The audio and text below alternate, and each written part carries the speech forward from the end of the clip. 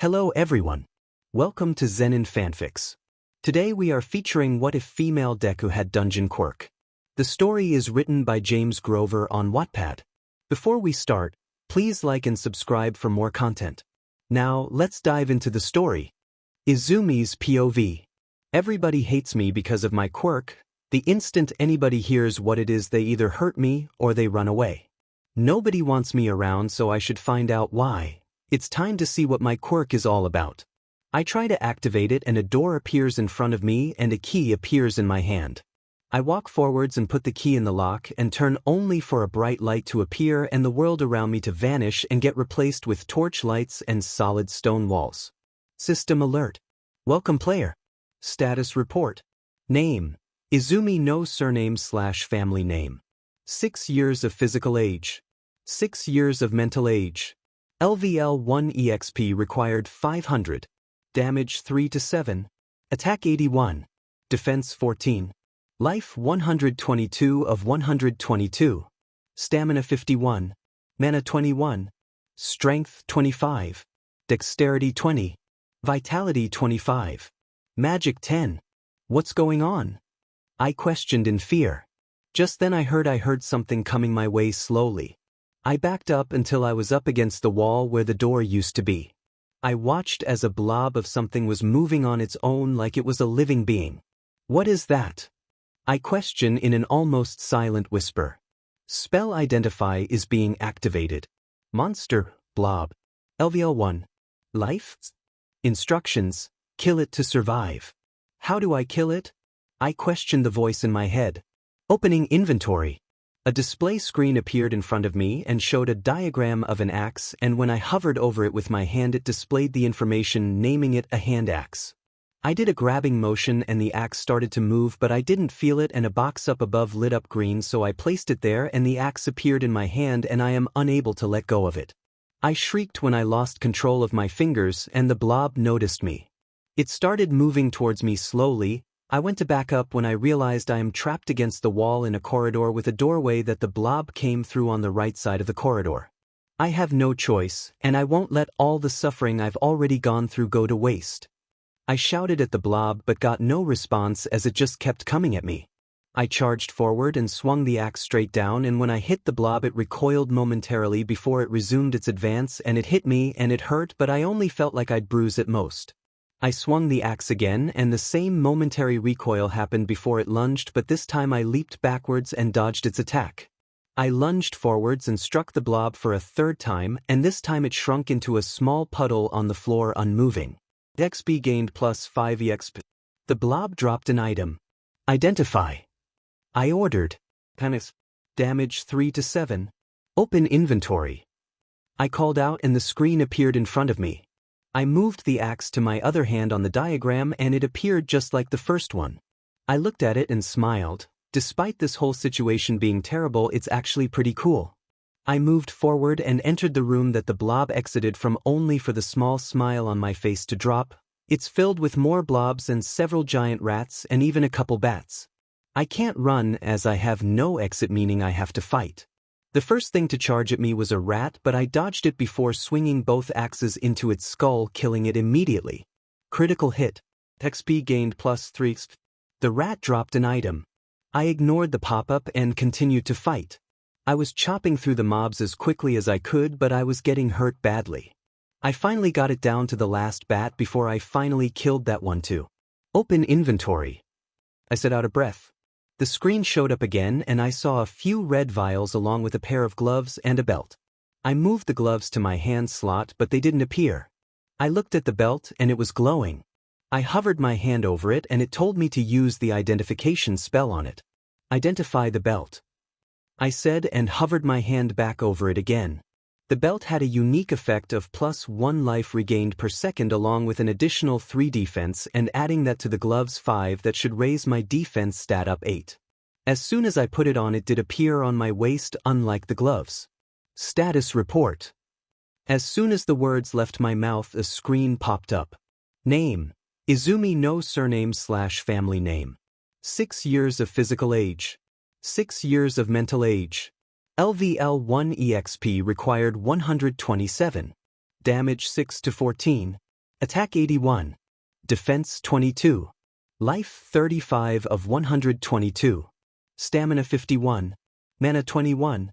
Strength 25. Dexterity 20. Vitality 25. Magic 10. Okay, so my armor increases my defense stat, which should lower the damage I take from my enemies. I pondered before wiping away the status report and turned back to the inventory screen. Identify the red vial. Minor health potion. Drinking this will return 20 life points. I'll save those for an emergency. Is there any way that I can put them where I can access them easily? Placing them in a hotbar slot will place them on your belt for easy access. Just tapping it with your hand or weapon will use it, so be careful of movements. Thank you, whoever you are. I said to no one. Suggested course of action is to wait for the monsters while in this room, as they will slowly arrive, probably one at a time or potentially a small group, and while waiting your health will regen. Okay, I'll do that. With that I sat down and watched my life stat return until I heard the wings of a bat, and the noise was approaching at a slow speed but much faster than the blob. As soon as the bat entered the room, I used Identify on it. LVL2. Life? Instructions. Kill enough of them for unknown information to become known. With that I followed the same instructions from my first blob. Kill it to survive. I swung my axe and actually chopped off its wing, dropping it to the ground where it still tried to attack me, so I killed it to put it out of its misery and also to protect myself. The XP gained plus 70 XP. No item dropped. Just then another blob crawled around the corner and I quickly set to killing it, as they are the most difficult since physical attacks don't affect them as much as they do the rats and bats. The XP gained plus 5 EXP.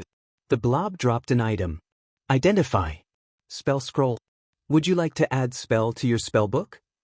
Stamina spell added to your spellbook? What does it do?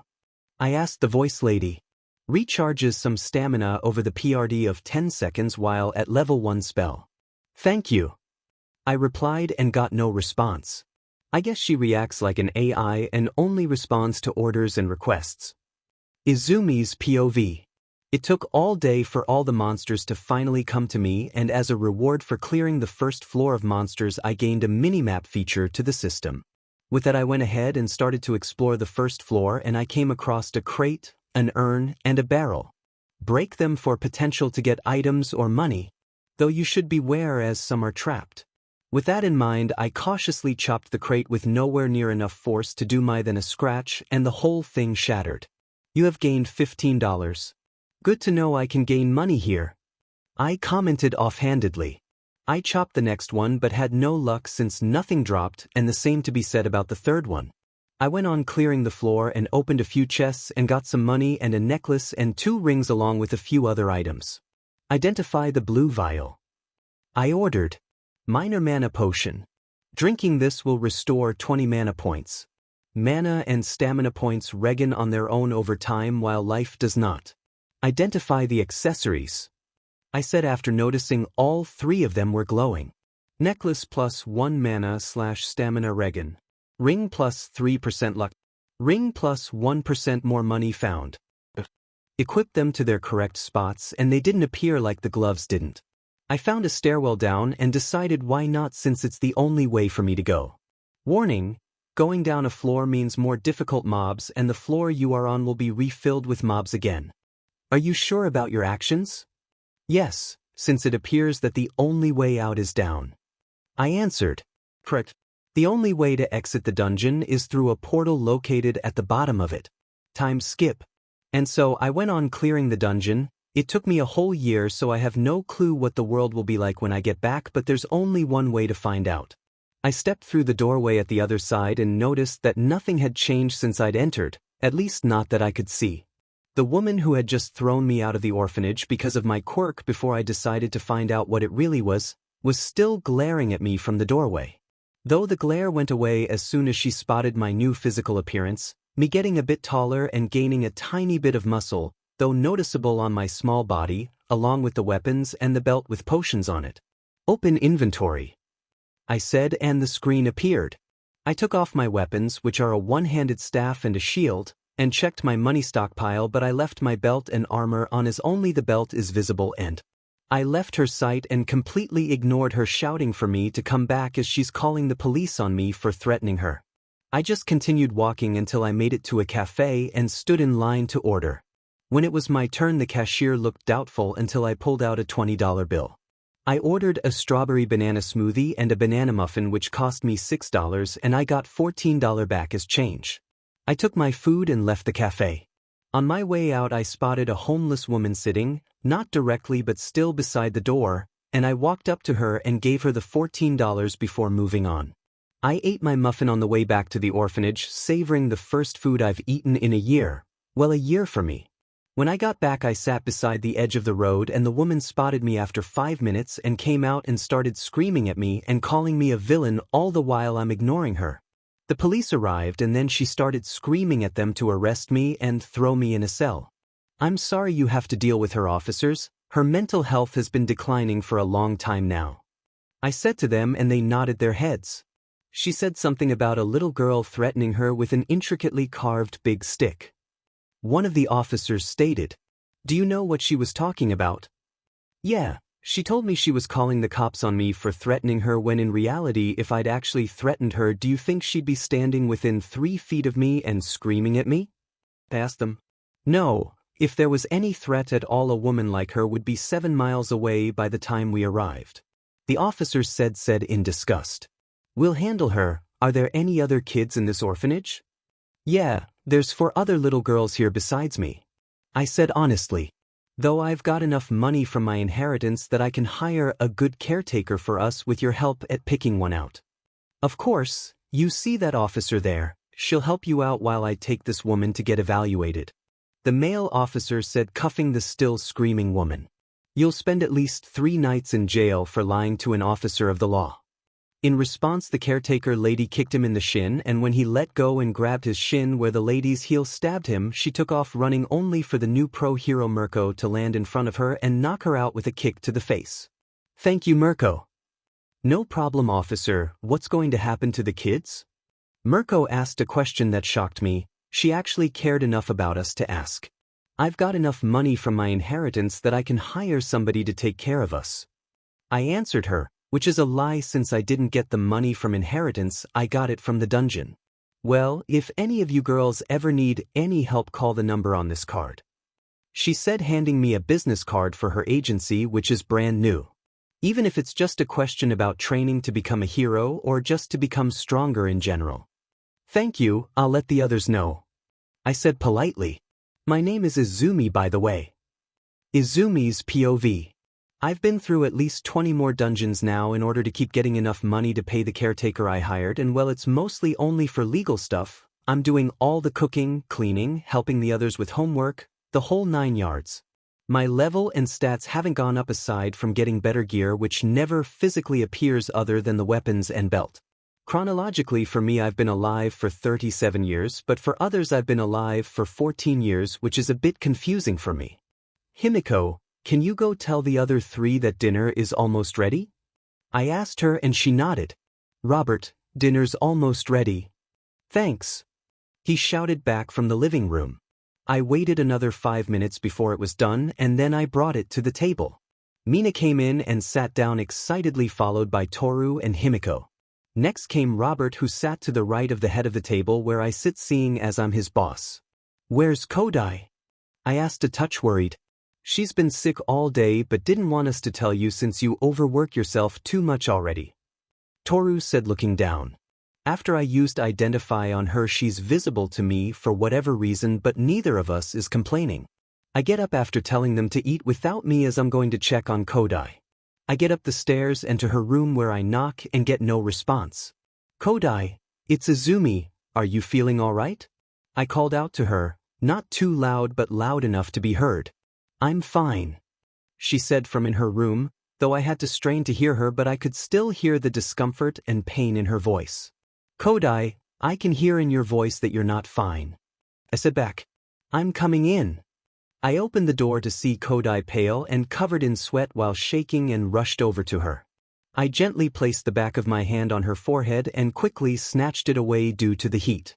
"You've got a really bad fever, and I'm gonna have to check how high it is exactly to see if I have to take you into the hospital." I said, already heading out to get the thermometer and rushing back. The temperature came back at 104, which means she needs a hospital because if it goes any higher it could cause permanent damage. I rushed downstairs to the landline and dialed in Mama Mirko's number. She's visited so often that she became a mother figure to us girls, though her visits are short since she became the number 6 hero as she's always called out for a mission. Mama Mirko, it's an emergency, I said as soon as she picked up. Kodai has a fever and if it goes any higher than it is there could be permanent damage and I know I can't get her to a hospital without help.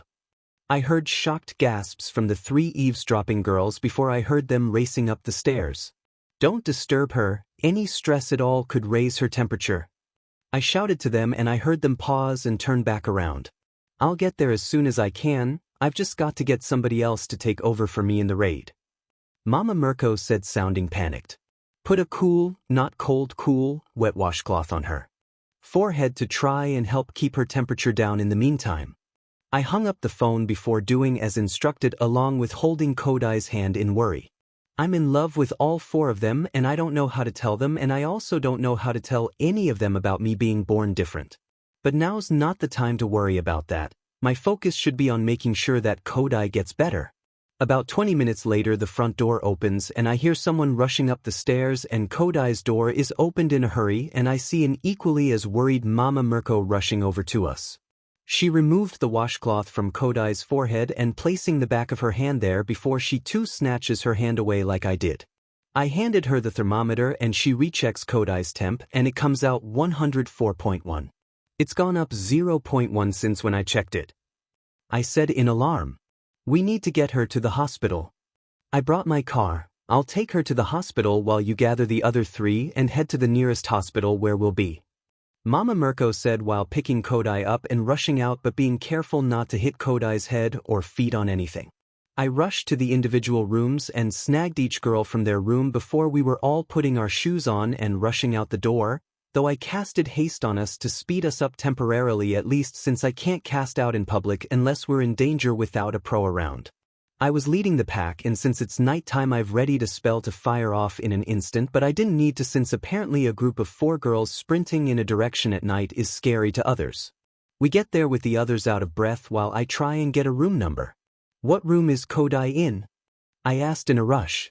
I'm sorry, I don't see the family name Kodai in the computer. The receptionist answered. It's not her family name, none of us have a family name.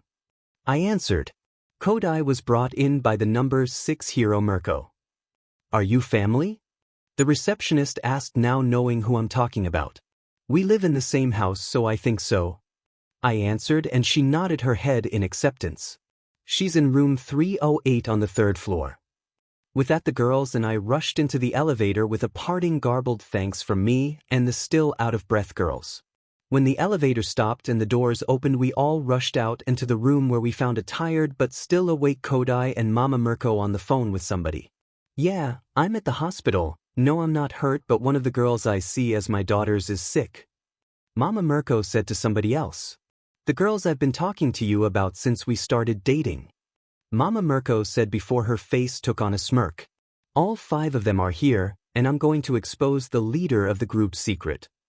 As soon as she said that I tried to get to her fast enough to cover her mouth, but I wasn't quick enough. She's in love with the other 4 and they were oblivious to it until now. If she wasn't then she'd be the only girl I viewed as my daughter because she'd probably view the other girls as her daughters thus making them my grandchildren. Izumi's POV. I froze with a look of betrayal on my face while looking at Mama Mirko who was smirking until she looked at my face. When she spotted the look on my face she gave the other girls a look. Is what she just said true? Mina asked and I faced the floor from fear but nodded nonetheless. All of us feel the same way about you. Himiko answered softly while gently picking up my chin and I didn't even notice her moving in front of me. You've been taking care of us since we can remember. Toru said. And we all truly love you for it. Will you be our girlfriend? Kodai asked from the hospital bed. I didn't answer verbally. Instead I walked over to Kodai and hugged her tightly while the others joined the hug. I heard someone clear their throat and I spotted someone in the doorway. I'm guessing you're all in a relationship now. The woman in the doorway said withholding a squeal judging by her face. Namuri, what are you doing here? Mama Mirko asked shocked. First of all, you deserve a punishment for what you did. Second of all, I got Nizu to print out a few forms for you. The woman answered. What kinds of forms? Mama Mirko asked confused. The kind that allows us to adopt these 5 girls as our own daughters. The woman answered. But we don't have the room, we've only got a 1-bedroom apartment. Mama Mirko said in shock. And you're the number 6 hero and I have 2 jobs, one as a teacher and another as a hero. The woman answered. We've got plenty of money for a bigger house. Maybe I should butt in here. I said plainly, shocking both of them. I own a 7-bedroom house since I had to purchase it from the government in order for us to keep living there along with hiring a caretaker, and Mama Mirko knows what happened to the other one. Though all he does is sit on his butt and play video games. Mina complained, causing me to scold her for swearing. You're the caretaker in all but legality. Himiko argued. He only ever does things that have a legal aspect. Yeah, you do all the cooking and cleaning along with helping us keep our grades as high as they are. Toru continued. Well then, I guess you don't need to be adopted. The woman said surprised. Please do, Izumi has a habit of overworking herself for our sakes. Kodai said sadly. She's wound up tired enough that she passed out from exhaustion because of all the work she does to help us and provide for us. You have a job? Mama Mirko asked shocked. Of a sort, and before you ask, it's nothing illegal or criminal and nothing that would be put on my record in a bad manner. I explained. It's an aspect of my quirk, and no, my quirk doesn't make money. You've never told us your quirk or what it does. Mina stated curiously. And I'm still not going to. I said plainly. I'll just look it up in the database then. Mama Mirko said with a smirk. Good luck with that. First off, you'd need the name of the quirk as the name of the person isn't tied to the quirk, and secondly, it was given a name but he didn't have an explanation for it, so the database doesn't know what my quirk can do anyways. I explained. Though I'll give you a hint, my mental age is much higher than my physical age. Is it an IQ quirk? Mina asked, and I gently patted her head while shaking my head. I guess it's something we'll have to earn the right to know it or something like that. The woman said, and I shrugged as I don't ever plan on telling anyone the name of my quirk nor the details. By the way, this is my fiancé Namuri or Pro Hero Midnight. Mama Mirko said, and I nodded in acceptance. Now, would you like us to adopt you 5? Adopt them if you and they want, but not me. I'd rather stay as their girlfriend and not end up becoming their sister instead. I answered, and Mama Mirko nodded in acceptance. A friend of ours has been looking to adopt a kid, maybe we should call her. Mama Mirko said, and I shook my head. Then I'd have to stop calling you Mama Mirko, and I don't want that either. I answered, and she smiled gently and accepted what I said. Anyways, when are you 2 moving into my house? I was thinking this weekend after Kodai has recovered and all the paperwork has been sent in. Mama Mirko said, and I nodded. Well then, I'd love to stay, but I've got work to do at home to prepare. I said, and my girls nodded in acceptance. Plus I've got to let Robert know about what's going on so he can start finding some place to live and possibly a job. Call if you need any help. Mama Mirko said, and I nodded before exiting the hospital room and heading home through a portal that I closed afterwards. Hey Robert. I called to him. It's time. Well, it was fun while it lasted. He said, saving his game. I guess it's time to get back to the real world. Thank you for giving me an escape from life. Yeah, call me if you ever need help. I said, and he nodded his head while unplugging his systems. Same to you, you know my real name unlike the others. He said.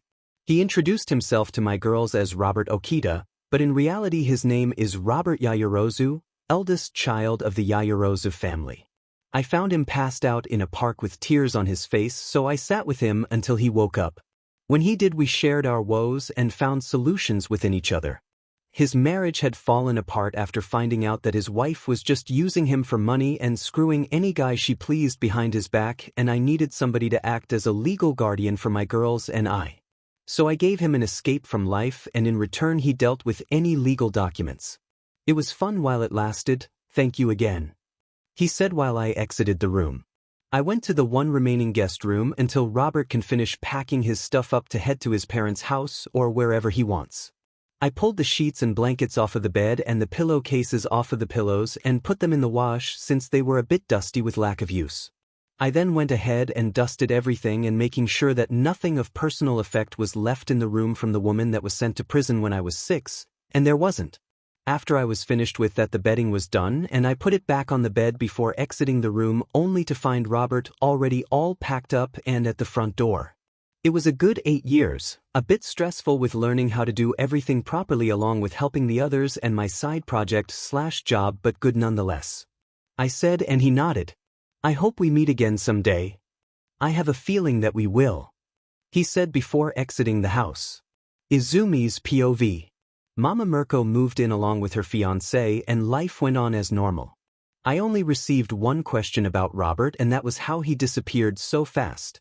I answered honestly with the fact that he's been aware of the fact that as soon as the girls were adopted he would have to move on with his life, so he was probably always ready to vacate quickly. Mama Mirko said she would have liked to thank him for helping us, though I think she'd more insult him for not doing more for us, so I think it's for the best that he wasn't still here when they got here.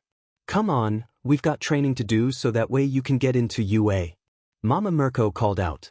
Won't do me any good. I called out to her much to her surprise as I'm in the kitchen cooking breakfast for everyone like she told me not to do anymore. What do you mean, and why are you in the kitchen seeing as it's finally time for you to lighten the load on your shoulders? She questioned. A side effect of my quirk, no matter how much or how hard I train, I won't improve. I answered honestly, though I left out that the only way I can improve is in the dungeon. You guys go ahead, after breakfast, and don't make me force you to wait. How would you force anybody, let alone me, to wait to train? Mama Mirko questioned confused.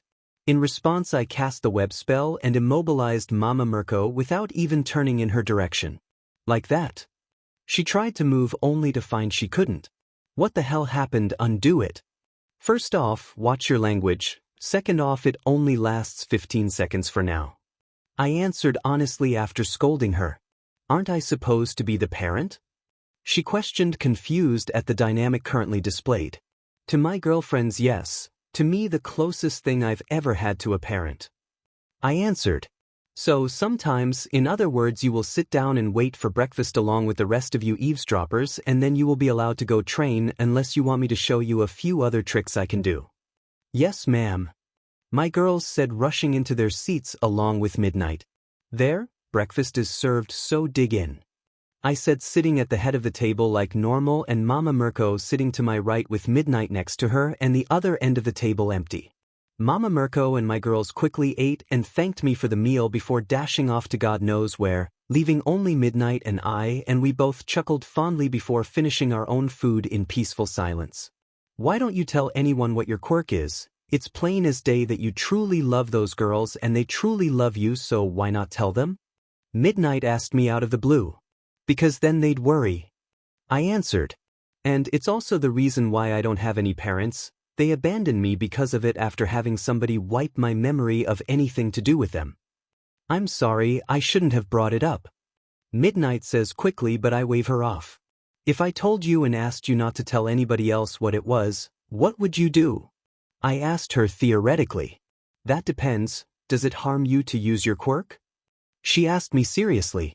No, I don't get hurt from using my quirk. I answered bluntly. I can get hurt while using my quirk, but my quirk itself does not harm me. Then I don't see any reason to tell others if your quirk doesn't hurt you. Midnight told me honestly.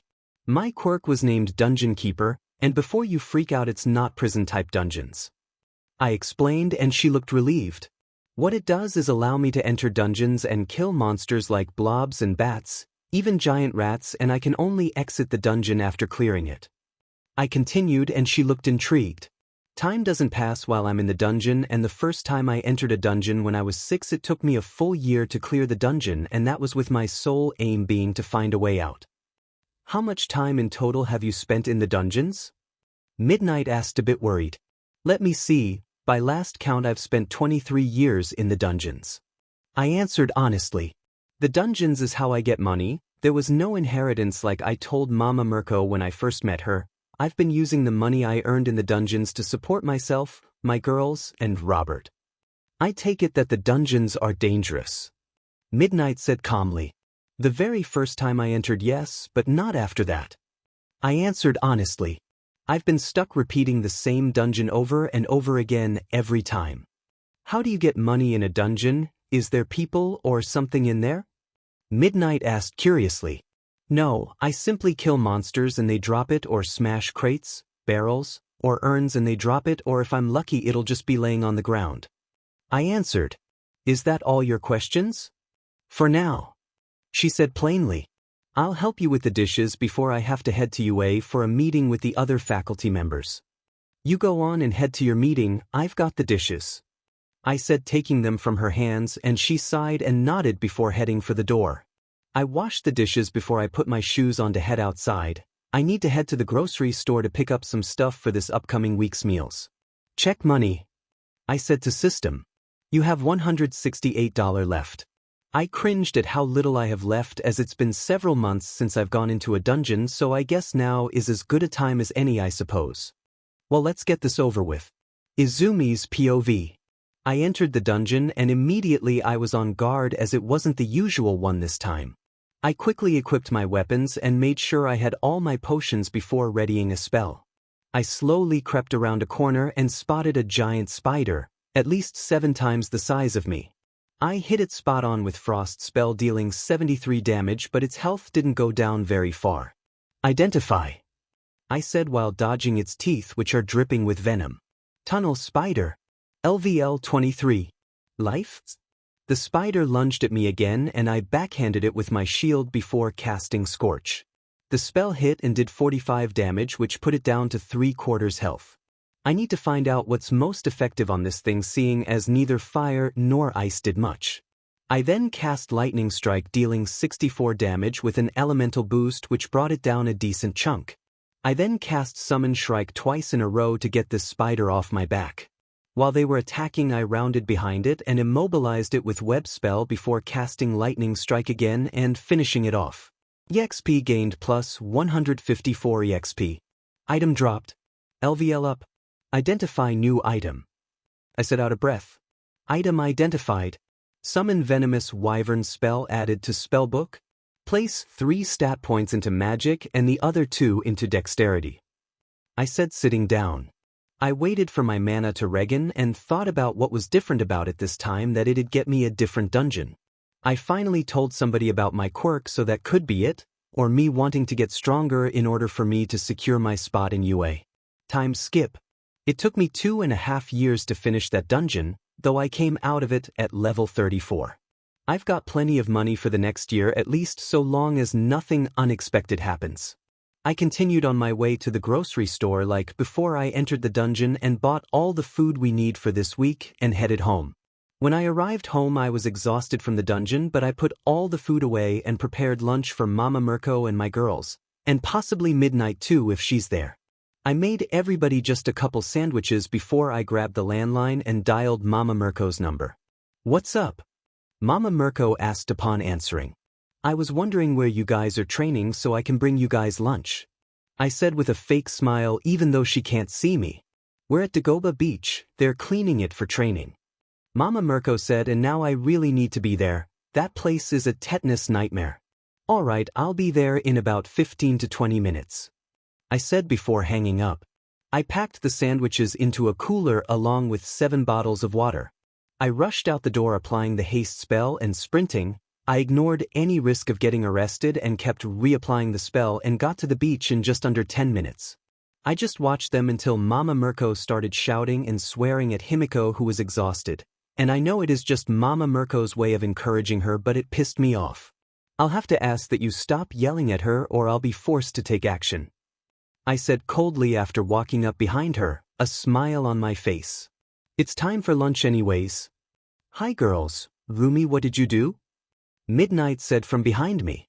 I may have been verbally encouraging Himiko. Mama Mirko said with a small stutter from nervousness. "And what did I say about your way of verbally encouraging others, especially kids?" Midnight said, and had the same dark aura as me. "I'm sorry." Mama Mirko said, but it sounded more like a question than an apology. No cuddles or head pats for a week, and any complaints during the week of punishment, and it gets extended 2 weeks each complaint. Midnight said, and Mama Mirko's ears drooped down. You are now named Mama Midnight. I said to her, and her dark aura disappeared, and so did mine. Now come on everybody, I made sandwiches for everybody along with bringing a bottle of water for everybody. I called out to my girls who then came running. Every bag has a name on it, so only take the bag that has your name. I cast the stamina spell on everybody before we all started to dig in. As we were eating, my eyes started to close against my will until I passed out. Third person POV. She's exhausted herself again. Mina said sadly after noticing Izumi out cold with her sandwich in her hands, her next bite half bitten off. It's not good for her health if she keeps exhausting herself like this. Mirko said sadly. But she won't let anybody far enough in to help her. Nobody even knows anything about her quirk since her walls are too high. You guys get back to work, I'll keep an eye on her to make sure she stays safe. Midnight said, and they all nodded. They all went back to cleaning while Midnight watched over Izumi with a sad look in her eyes. Midnight was sitting there in the shade after packing Izumi's half-eaten sandwich back in its bag and back into the cooler and putting both of their waters in there as well when Izumi whimpered, drawing Midnight's attention to her.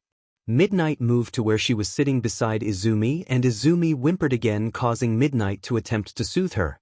Mirko noticed Izumi's distress and rushed over, which caught everybody else's attention as well, and they stopped training in order to rush over. What's happening?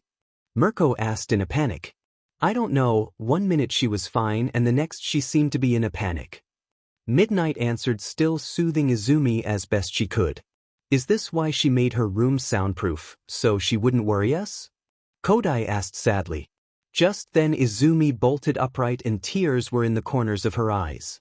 She ignored her surroundings and hugged herself tightly, only for her girls to wrap her in their own hug while Mirko and Midnight watched with sad smiles.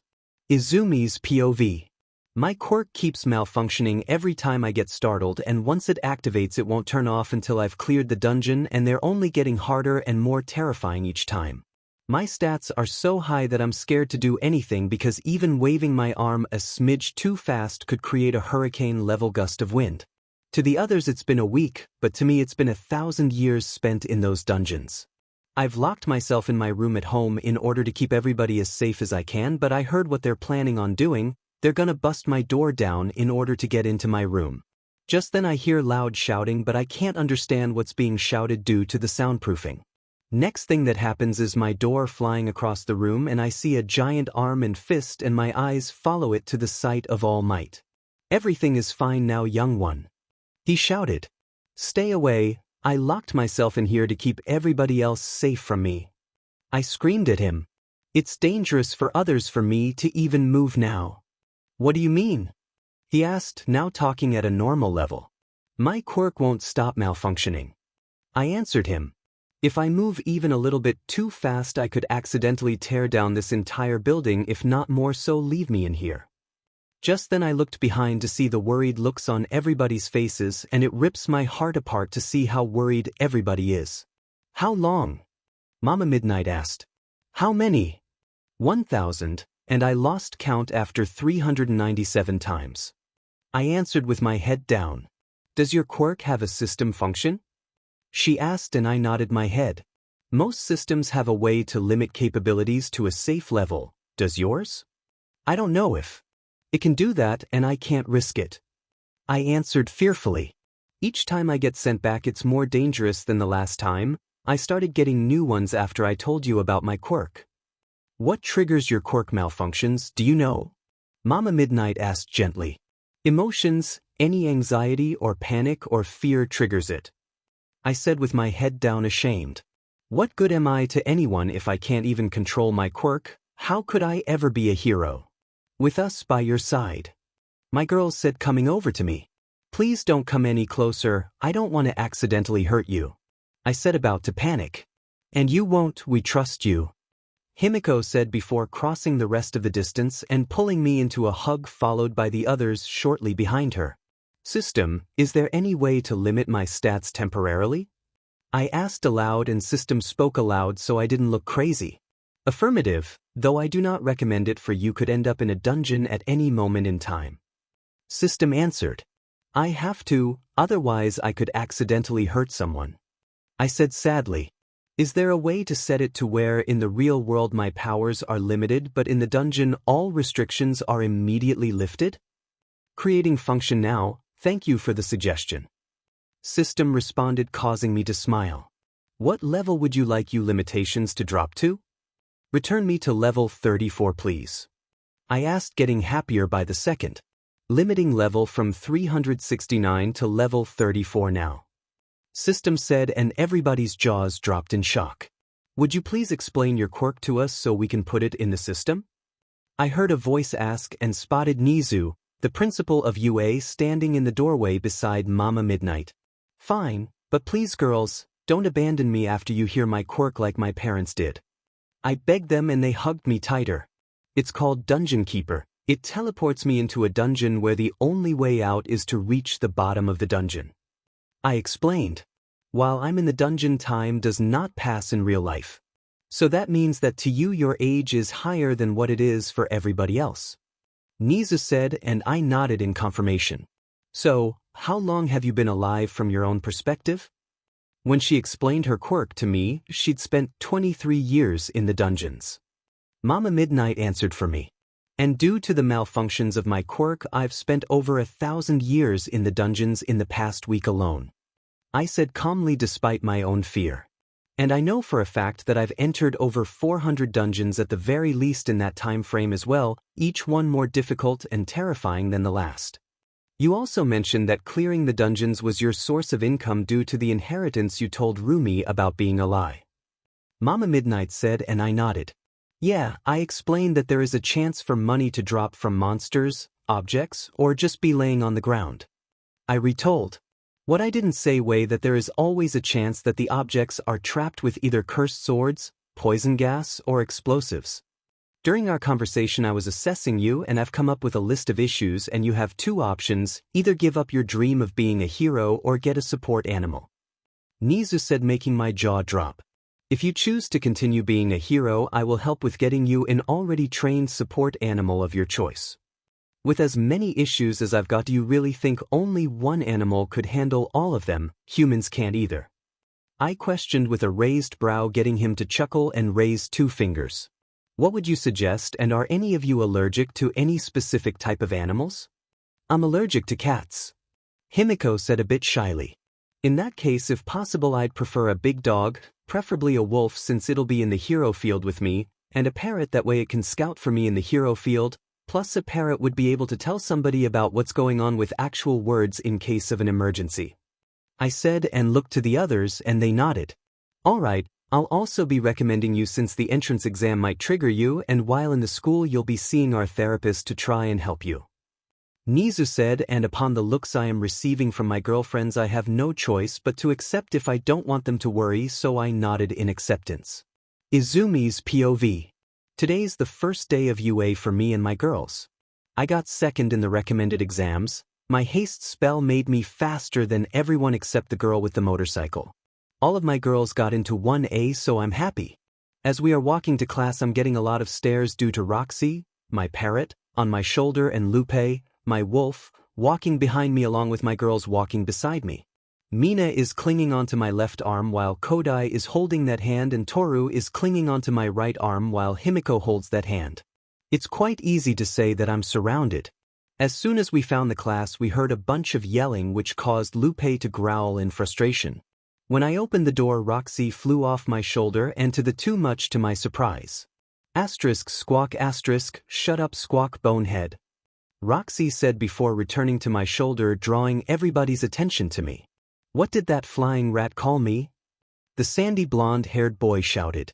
I'll kill it. And then I'll fry you with either lighting or fire, your choice. I said coldly.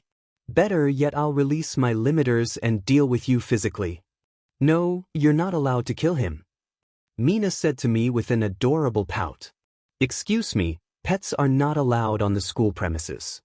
A blue-haired boy said, approaching only to be blocked by Himiko and Mina. I must ask that you leave immediately or I'll be forced to call a member of the faculty.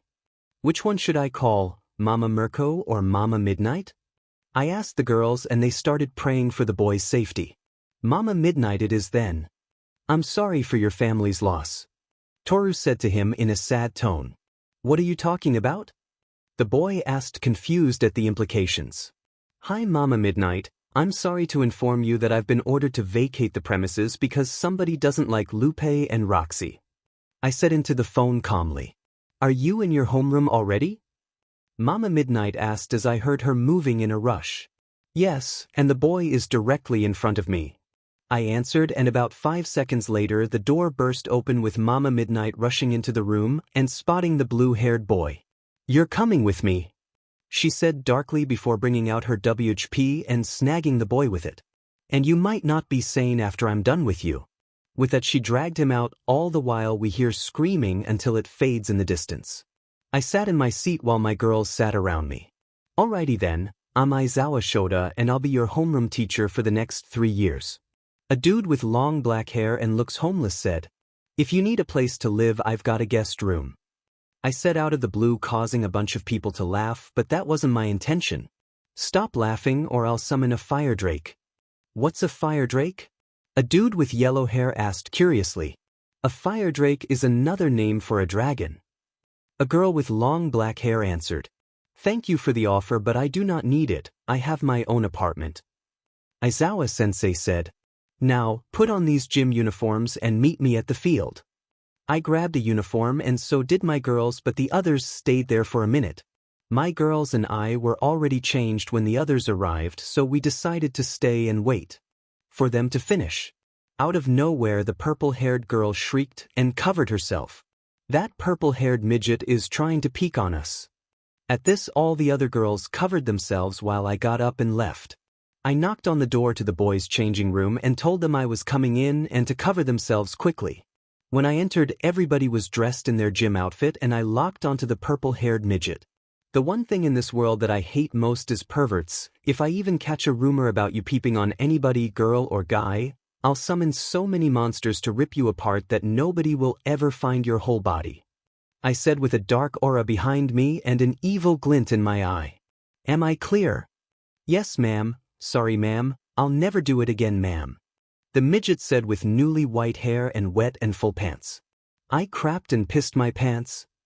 He shrieked while I exited the room with a disgusted look on my face.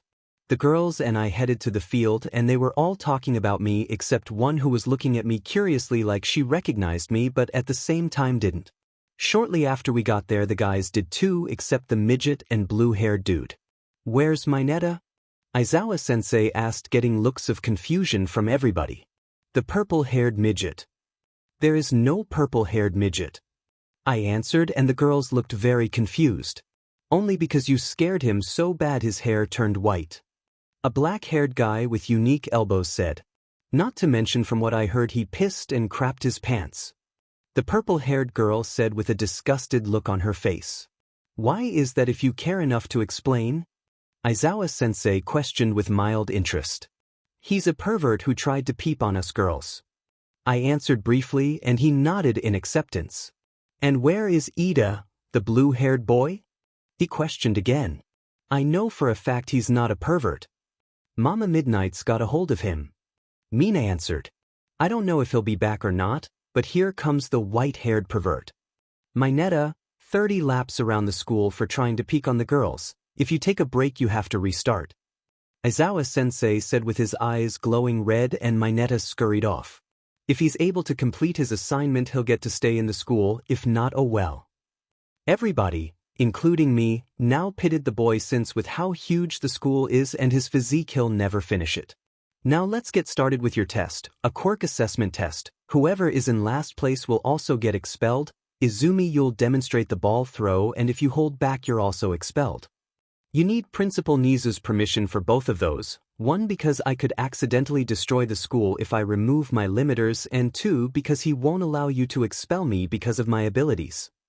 I listed and he grumbled before getting on the phone and putting it on speaker after a minute. You are allowed to lift your limiter but only for a minute. Principal Nizu said and I nodded to Aizawa-sensei. System remove limiter for a timer of 1 minute. I ordered. Limiter removed for 1 minute and counting. System responded. I grabbed the ball and cast the web spell which will immobilize everybody including Roxy and Lupe for 10 minutes. I grabbed the ball from Aizawa-sensei since he is unable to toss it to me before heading into the circle. I arched my arm back and let it fly at full force only to realize I threw it directly at Mars.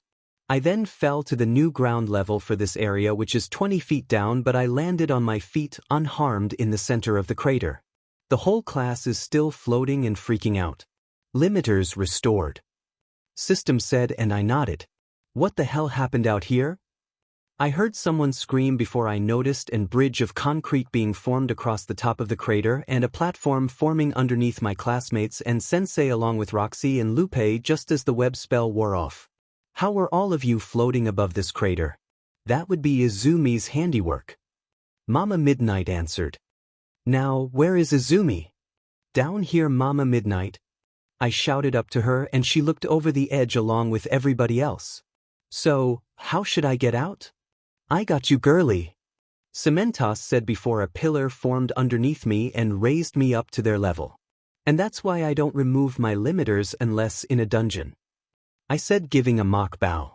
So, how are we going to continue the assessment? Forget it, all of you pass except for Mineta. Aizawa-sensei said, crawling into his sleeping bag. Go back to the classroom and introduce yourselves to each other or whatever you want. Izumi's POV. Alright, I'll go first. Mina cheered while rushing up to the front of the classroom. My name is Usagiyama Mina, my quirk is acid, and my likes are dancing, my girlfriend, my sisters, and my adoptive mothers. Me next. Toru said as she rushed to the front. I'm Usagiyama Toru, my quirk is invisibility, and my likes are reading, my sisters, my girlfriend, and my adoptive mothers. My turn. Himiko cheered and did a small happy dance up to the front of the room. My name is Usagiyama Himiko, my quirk is transform, and my likes are reading fanfictions, my adoptive mothers, my girlfriend, and my sisters. I'll go now.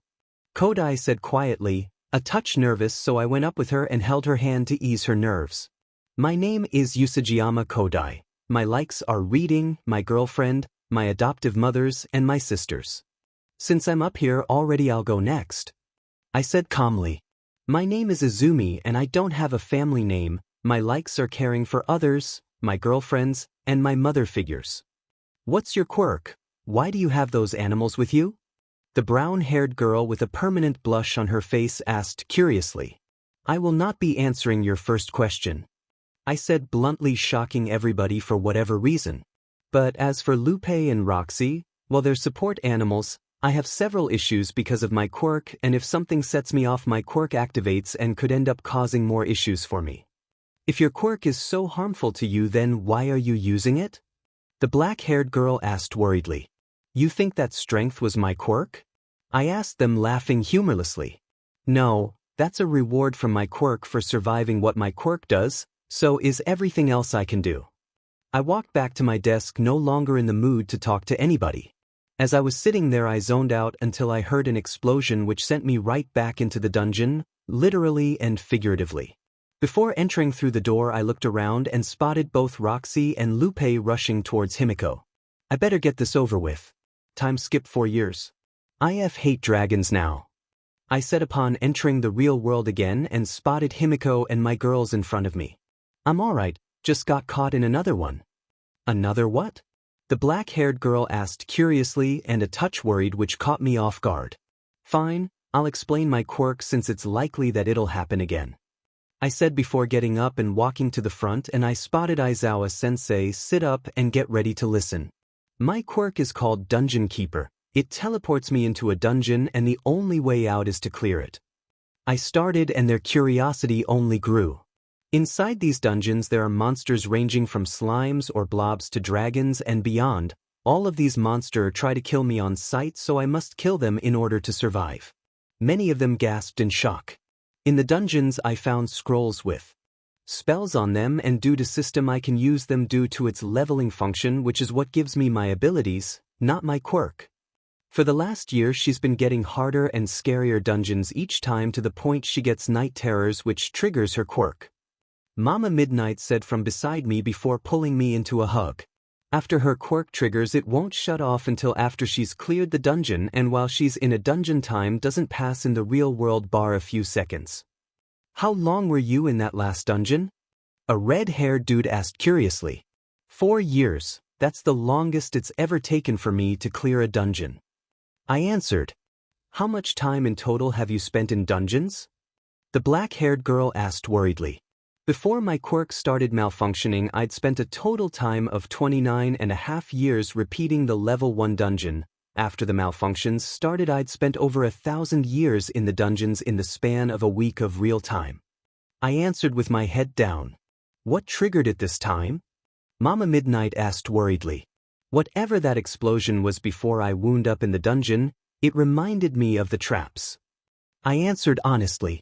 That's why I have support animals, to try and prevent triggers from going that far, and I'm in therapy to try and absolve the issues if I can, but it'll be a long time before I'm clear of 1,000 years of trauma.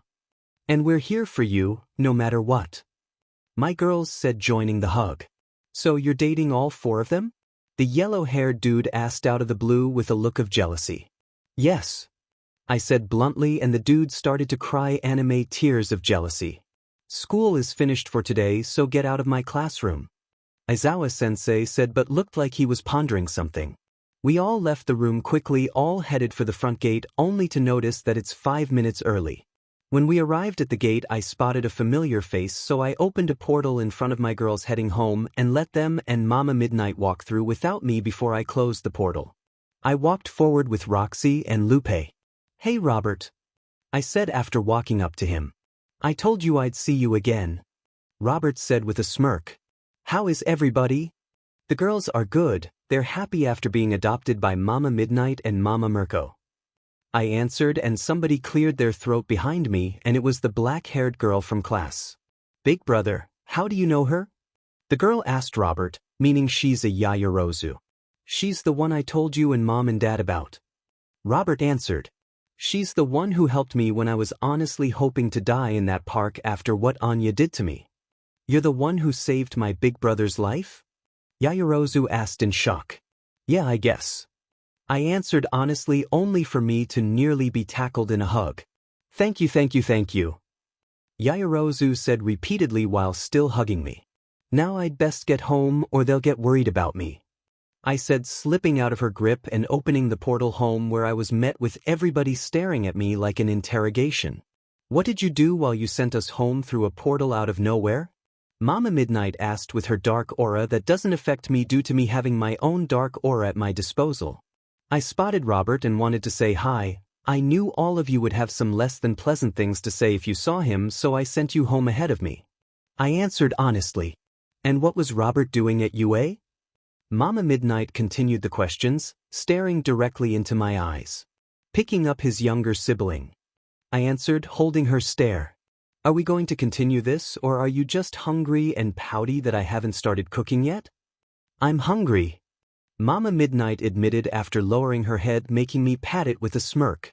Call Mama Mirko and let her know that dinner will be done in about an hour. I said, walking into the kitchen. Izumi's POV. Another day of class, here I come. I went to get out of bed only to feel trapped by several somethings and looked down before I could panic, only to spot my girls around me, which calmed me down nearly instantaneously. Girls, we've got school, so you've got to wake up. I said gently but loud enough that they should have woken up. Do I need to call Mama Mirko? With that line, all 4 of them were up quicker than the human I could see. They rushed out of my room and to their own to get dressed, and I did the same, getting dressed, not rushing out of my room. After I finished my morning routine, I went downstairs and started cooking breakfast. About half done with cooking, I started the coffee pot so that way both would be done at the same time. I heard several grumbles and people stomping down the stairs. Breakfast is almost ready. I called out to them. It's too early. Mama Midnight groaned as she sat down in her chair with a thud. Careful there, them chairs are as old as me. I warned.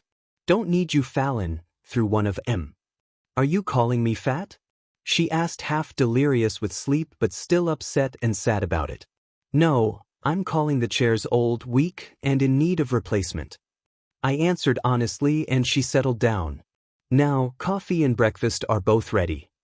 With that, we all had breakfast before exiting the house and heading to school or work respectively, Lupe and Roxy in their places. How come you didn't open a portal like you did yesterday after school? Mama Midnight asked curiously. Because I can only open a portal to home, nowhere else. I answered. Now, you head to wherever you head to in the mornings while us girls head to our class. Don't forget, you've got your first meeting with Hound Dog after school today. Mama Midnight said, and I nodded before we parted ways. When we got to the classroom, we went to our seats and were approached by the purple-haired girl and Yayarozu. Hi, I'm Jiro. I don't know if you were listening yesterday during introductions or not. The purple-haired girl introduced herself. I'm Yayarozu, as you already know. Yayarozu said, and I nodded. Hi, girls. Mina greeted cheerily. What do you need? Oh, just wanting to talk with you all, that's all. Yayarozu said honestly. Why don't we call over Uraraka and Tsu then? Toru suggested. I'll go see if they want to. Yayarozu said before heading towards the two who are currently cuddling. About 5 seconds later, the trio was heading our way. We all got in relatively comfortable positions where we can easily converse with one another. All right, everybody shut up and get in your seats. Aizawa-sensei says, and everybody obliges instantly. Today you'll be having hero training and I will not be the teacher, thank God. Then who's the teacher gonna be? The dude with weird elbows asked in confusion. Just then the door burst open and I cast web spell out of reflex. Then I noticed exactly who I trapped. It was All Might. Is your limiter on? Mina asked me cautiously. Yes. I answered honestly. He'll only be stuck for 22 seconds. Nice job, problem child. Aizawa-sensei said smirking. Now All Might, that should teach you not to burst into classrooms unannounced. What happened? All Might asked very worriedly. You startled a student into using their quirk on you and now you're immobilized. Aizawa-sensei said with a cheeky grin. Now imagine if she didn't have her limiters on, you'd probably be stuck there forever. Noted. Well, since I can't move, I'll just tell you what we'll be doing today in this, admittedly, very awkward position. All Might said, still in the pose he took while entering the door. Today we'll be doing battle training. Aizawa, would you please reveal the hero suitcases? Aizawa-sensei pressed a button revealing a fold-out wall which holds all 22 cases. We all snagged our cases and took off towards the locker rooms, weaving our way around a newly freed All Might who still hasn't realized that he's free just yet. Time skip. I wanted to surprise my girlfriends with my hero suit, so I waited until everyone was done before I started to change. Where's Izumi? Yayarozu questioned, sounding a touch worried. I'm right here. I said, just exiting the tunnel looking to see my girlfriend's reactions to my hero suit. They were in awe, and so was I of their costumes. As I was looking their costumes over, I spotted Toru and had an immediate nosebleed before covering my eyes. Toru, did you forget something? I asked her, still covering my eyes. What? She asked, very confused. She can see you, she's been able to since she used her identification spell on you. Kodai said upon remembering, causing Toru to let out an adorable eep. I took off my cloak and handed it to her, and I heard some rustling before I was given the all clear. That's better, I said, letting out a breath of relief. We're good to continue the lesson, All Might. Okay, for what we'll be doing is 2v2 heroes versus villains indoor battles for training. All Might explained. The teams will be picked randomly by lottery. Wouldn't it be better to choose our partner? A blue-haired boy said out of the blue. No, young Ida. In the line of duty of a hero or aspiring hero, you will end up in situations where you will have to work with somebody who you don't know or don't like in order to get the job done and save people, so this is preparation for such an incident. All Might explained from a note card. Very well then, thank you, sir. Ida said, formality oozing from him making me want to shiver in disgust. You may continue, I apologize for interrupting. Not a problem, young Ida. All Might said with his TV smile. Now, come up here and draw a letter. Keep in mind that 2 teams will be of 3 due to the number of students. I walked up and received the letter A and walked back to my spot. The others did the same as me, except they called out what letter they got. I got A. Toru cheered excitedly. I as well. Yaoyorozu said calmly. Who is the third member of Team A and who is Team B? Those teams will be up against each other first. All Might announced. I'm Team A. I said calmly, receiving pouts from Himiko, Mina, and Kodai, but Toru cheered excitedly. We're Team B. The rest of my girls said in sync. In that case I forfeit, I will not fight them. I said bluntly. I will not risk hurting them. You don't have a choice in this matter. All Might said confused. In that case I'm dropping out of the school and going to a different one. I said, already turning around to leave. I cannot allow you to do that either. Principal Nizu said over the intercom. I shall establish you to Team C and Kaminari to Team A if you'd prefer. Kaminari got a nosebleed, which pissed me off cause I know exactly what he's imagining and I don't like in the slightest. Then you'll still be down a student cause I'll kill the pervert the moment he goes anywhere near any of my girls. I said coldly. Try me if you dare. I've already tried everything to suppress my quirk but it doesn't work. What do you mean? Yaoyorozu asked curiously. I bought a quirk-canceling bracelet made for people who have a hard time controlling their quirks to see if that could stop me from winding up trapped in dungeons or limit my strength to a reasonable level, and it didn't work. It had no effect on my quirk whatsoever. I answered honestly. I went to the doctor and he scanned my body and found something interesting. My quirk is a mutation of my brain, meaning I'm a mutation type, and as such my quirk is untouchable by anything that works to suppress quirks. I didn't know you did that. Mina said, surprised. I was trying everything I could to stop my quirk and what it was doing, and then I was trying my hardest to make it safe for me to be around you girls due to my increased strength. I explained honestly. You girls mean everything to me and I'll never let anything bad happen to you. I'd make the entire world my enemy to protect you. Thank you for joining us on this journey through What If Female Deku Had Dungeon Quirk? We hope you found it as captivating as we did. A big thank you to JamesGrover for creating such an engaging story. Don't forget to visit their profile on Wattpad for more fantastic works. The link is in the description below. If you enjoyed this video, please give it a thumbs up, share it with your friends, and subscribe to Zenin Fanfics for more intriguing explorations into fanfiction and fantasy. Your support helps us create more content like this, and we love hearing your thoughts and suggestions in the comments section. See you soon in the next video.